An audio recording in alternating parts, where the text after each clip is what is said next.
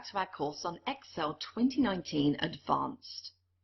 In this section, we're going to start to look at financial functions, and there are a very large number of financial functions in Excel, and some of them are used for personal finance, some for professional finance used in commerce and industry, and some can be used in either.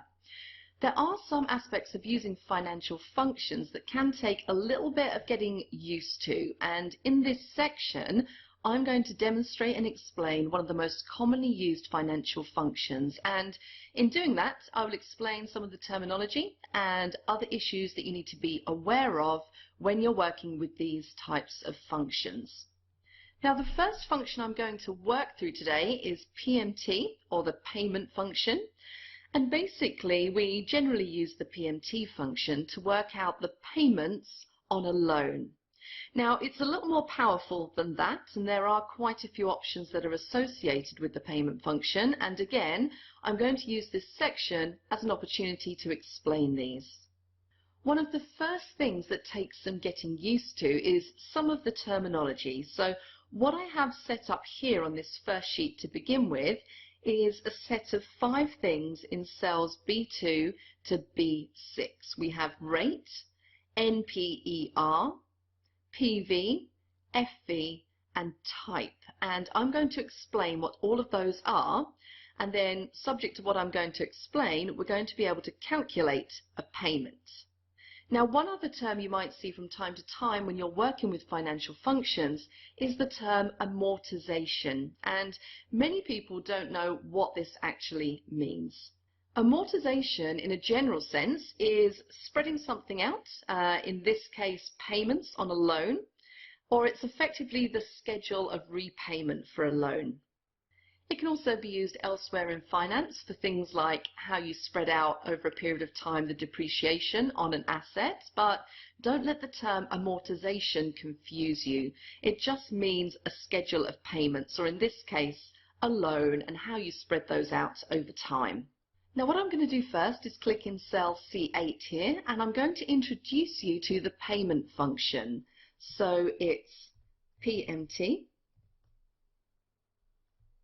And you can see that there are actually 5 arguments, and those arguments correspond to the terms I've listed in cells B2 to B6.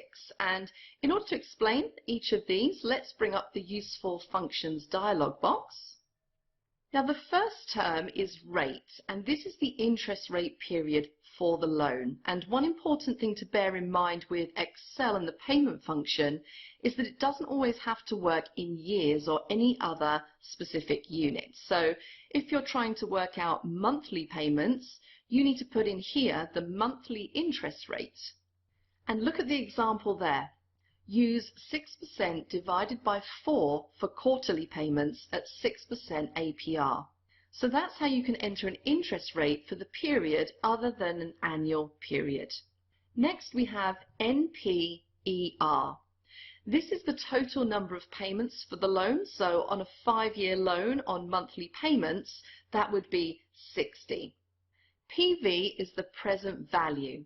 Now, in this case, the explanation there is probably a little confusing. If you're thinking of a loan, in the case of a loan, that would be the principal amount of the capital amount of the loan. So if we were borrowing $5,000, we would put $5,000 in there. And if the intention is to pay off a loan completely, the future value, the value you want to be left with, is 0.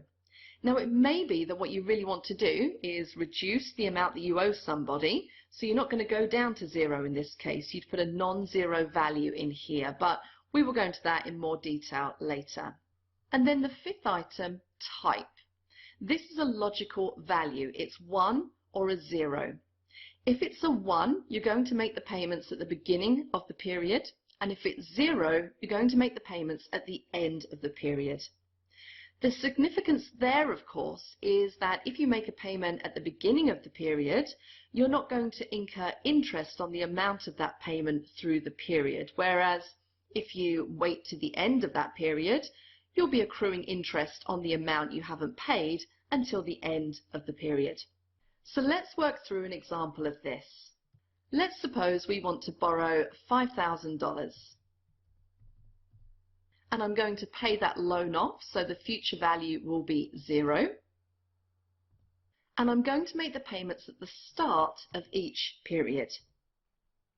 The payments are going to be monthly payments over the course of 5 years, so there will be 60 payments, and with a 5% annual interest rate. Let's now work out what the payments are.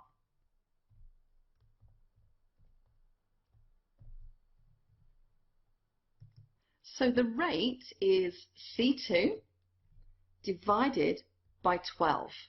This will give me a monthly rate. The number of periods is C3 and the present value is C4. The future value, C5, and the type is C6. Let's see what that comes up with. So I have currently a monthly payment of $93.96. Note that the payment's showing in red, and that means it's a negative amount, and all that basically indicates is that the money is going out. So that's a very straightforward example of the use of the PMT function. Now let's take a look at one or two changes to some of these arguments. What do you think would happen if I changed the type from 1 to 0? So instead of making payments at the start of the month, I make them at the end of the month. Would that increase or decrease the payment? Well, based on the fact that there would be interest to pay on the monthly payment amount, which I would be hanging on to for the month, if I change this to 0, $93.96 will go up, and in fact it's become $94.36. So that's about 40 cents a month extra if I make the payments at the end of the month. Now what about looking at that figure $94.36 and thinking, well, I can't really afford that much each month. What about trying it over 10 years? So let's try 120 months. Well, that reduces the payments to just over $50. So with this arrangement, it's very easy to adjust each of those arguments and see the consequences in terms of how much you'd need to pay for this loan. Now, one other thing I would like to show you, which is something that tends to confuse people quite a bit. What if my intention was not to pay off this loan, but to finish up with a reduced loan? So I want to reduce it from $5,000 to $1,000. I'm currently planning to pay $53 a month to completely pay off the loan, but what if I didn't want to completely pay it off, but just reduce the loan to $1,000? Now what I'm going to do here is, for future value, I'm going to change it from 0 to 1,000 in the mistaken belief that it means I still owe $1,000. It's not $1,000 though, it must be minus $1,000. The value to me is minus 1,000 because I still owe $1,000. And you'll see that now my monthly payments have gone down to $46.59 a month. So having looked at the payment function, we're going to move on in subsequent sections to look at other financial functions. That's the end of the section.